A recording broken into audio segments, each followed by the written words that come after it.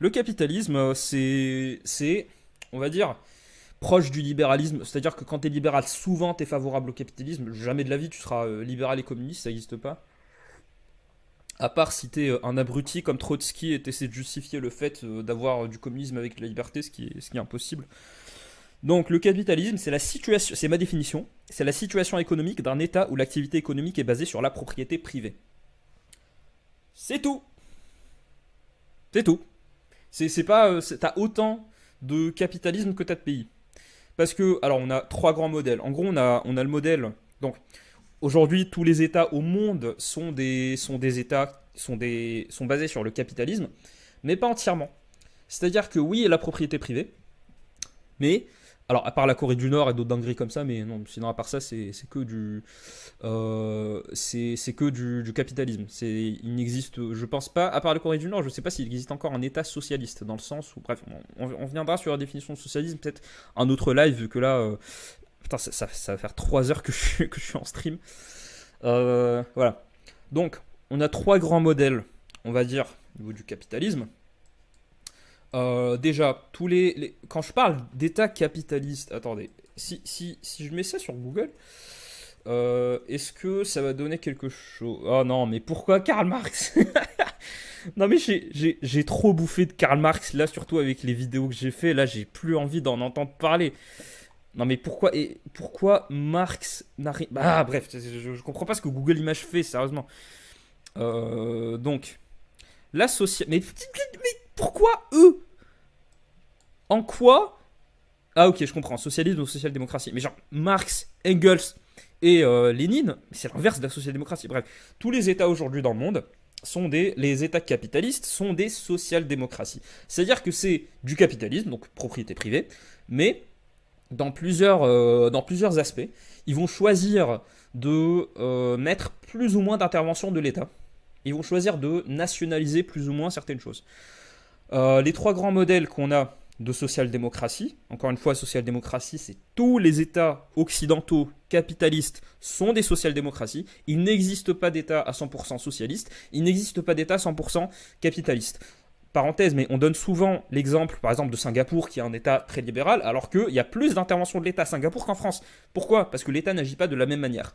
Il y a différents modèles. Donc, selon moi, il devrait y avoir quatre, mais il y en a trois, on va dire, en Occident, parce qu'un quatrième, ça serait asiatique, mais les États asiatiques, surtout d'Asie occidentale, sont tous singuliers. En fait, ils prennent des leçons de ce qui se passe en Occident pour leur propre économie.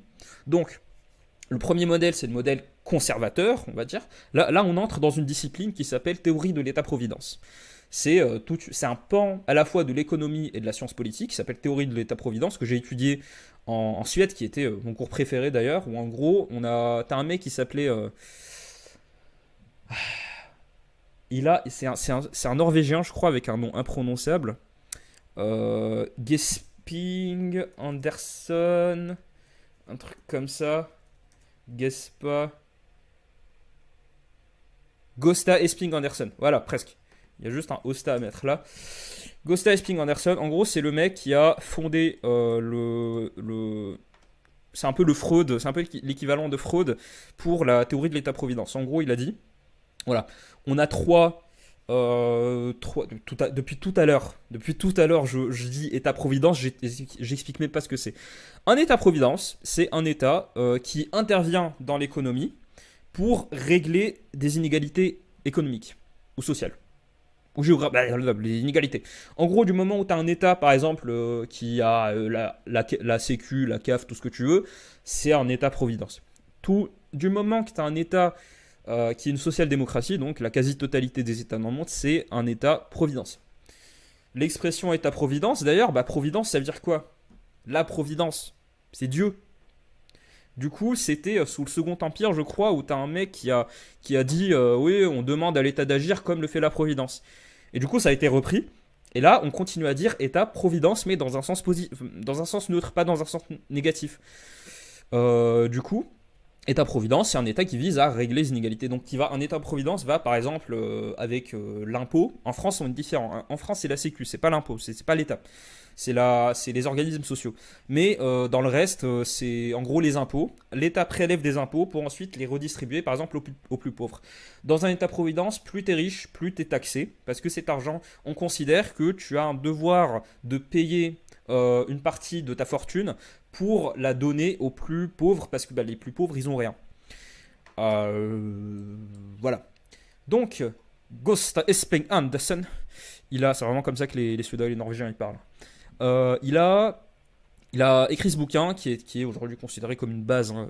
Je sais pas s'il était, je sais pas comment il a été reçu, mais aujourd'hui c'est c'est le manuel de base qui est plutôt facile à lire. En vrai, en anglais, si tu maîtrises l'anglais, ça va, tu comprends.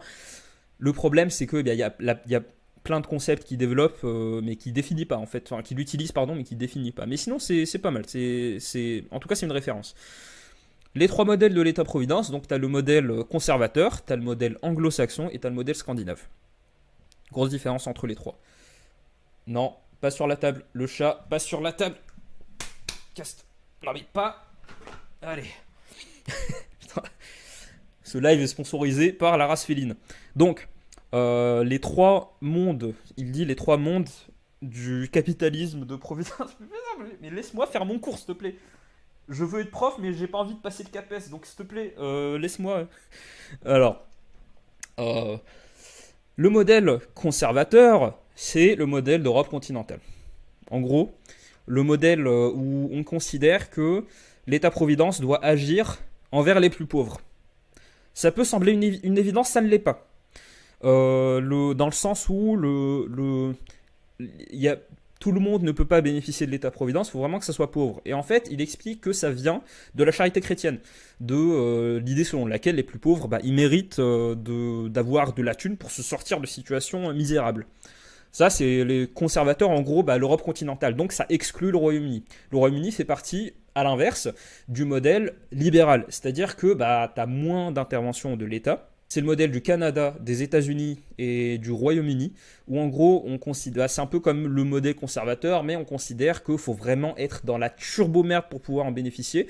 Et oui, je me rappelle, la différence entre le modèle conservateur qu'on a en France, en Allemagne, en Espagne, au Portugal, et le modèle anglo-saxon, donc ils ont dans les pays anglo-saxons, c'est qu'en fait, on considère que la charité la charité de l'État, la providence de l'État, la redistribution doit aller envers les plus pauvres, mais justement pour qu'ils se sortent de leur situation. Typiquement, aux États-Unis, tu auras moins d'allocations chômage et surtout, les allocations chômage seront plus restrictives. On considère que l'argent que l'État te donne, ce n'est pas, aujourd'hui, c'est ce qui est. Tous les États au monde se dirigent vers ce modèle-là parce que c'est le modèle qui fonctionne le plus. On considère que on doit pas. En gros, ils sont contre l'assistanat. En gros, si l'État t'aide, c'est parce que tu dois être promis à. C'est parce que tu dois te sortir de ces situations-là. Et ensuite, on a le modèle scandinave. Le modèle scandinave, en gros, il consiste. Donc, le modèle libéral, c'est pour ça qu'on l'appelle le modèle libéral, c'est parce qu'en fait, il est plus capitaliste. Ah, je me suis mordu la langue. Il est plus plus compatible avec le capitalisme.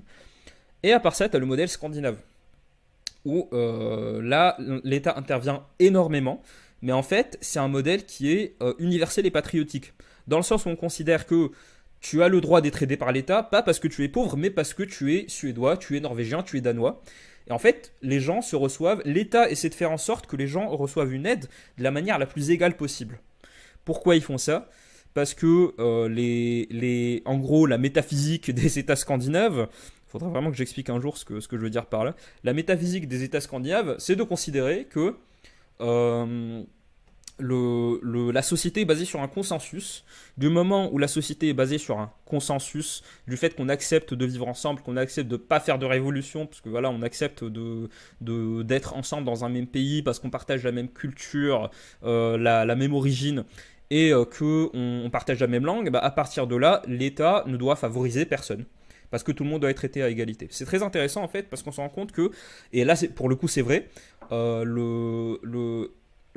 si je me trompe pas, en Suède, la majorité des emplois sont des emplois publics. L'État intervient énormément, beaucoup plus qu'en France. C'est affolant. Voilà. Si je peux critiquer cette vision du capitalisme et de l'État-providence, en vrai, aujourd'hui, on considère que c'est une vision qui commence à être dépassée, hein. C'est vrai que les États-providence s'influencent beaucoup les uns les autres, mais il n'y a plus exactement ce triptyque. Mais on considère que c'est une base, en fait, c'est une base de compréhension.